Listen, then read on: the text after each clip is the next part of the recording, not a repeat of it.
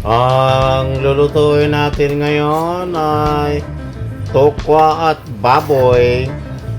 Simulan na natin. Iprituhin na natin ang ating tokwa. Tokwa? Lagay natin ang tokwa. At atin lang babaliktarin ang ating tokwa para maluto naman sa kabila.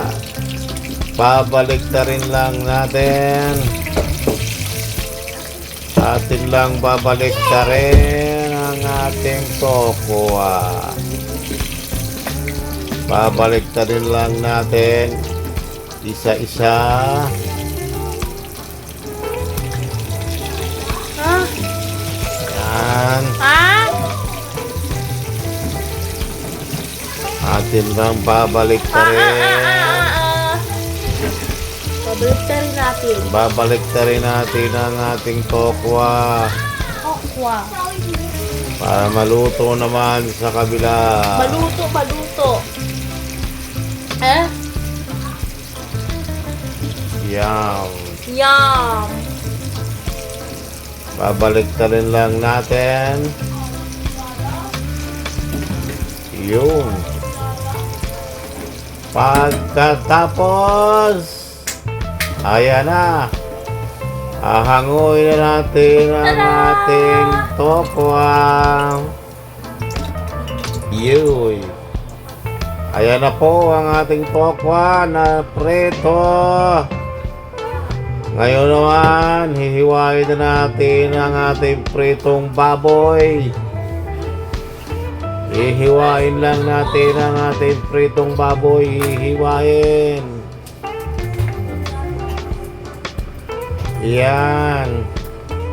Ganyan lang. Tapos, hihiwain na natin ang ating tokwa.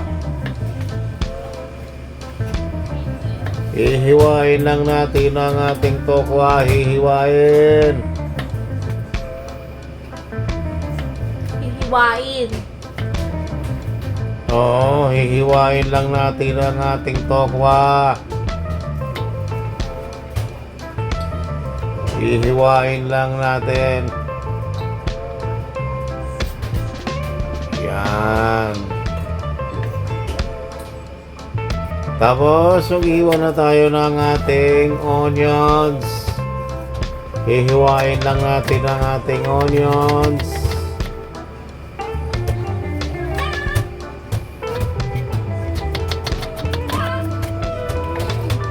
Sibuyas.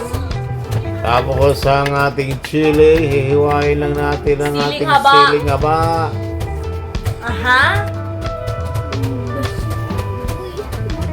Tapos ang ating luya, hihiwain lang natin. Ginger.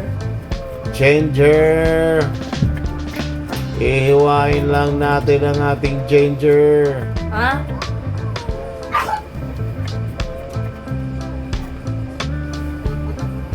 Yan. Tapos, nandyan na yung ating sauce. Toyo. At halo na natin ang ating kalamansi. Kalamansi. Sarap. At atin lang paghalo-haluin. At ating ibuhos sa ating tokwat baboy para masarap. Ayan na. At imekos-mekos lang natin yan. Imekos-mekos lang. Mekos-mekos lang natin. Imekos-mekos. Tapos, lagyan natin ang dahon ng sibuyas. Leaf onion. At ating imekos-mekos. Mekos-mekos lang natin. Imekos-mekos. Ayan na po ang ating finished product. Kaya't Kain na!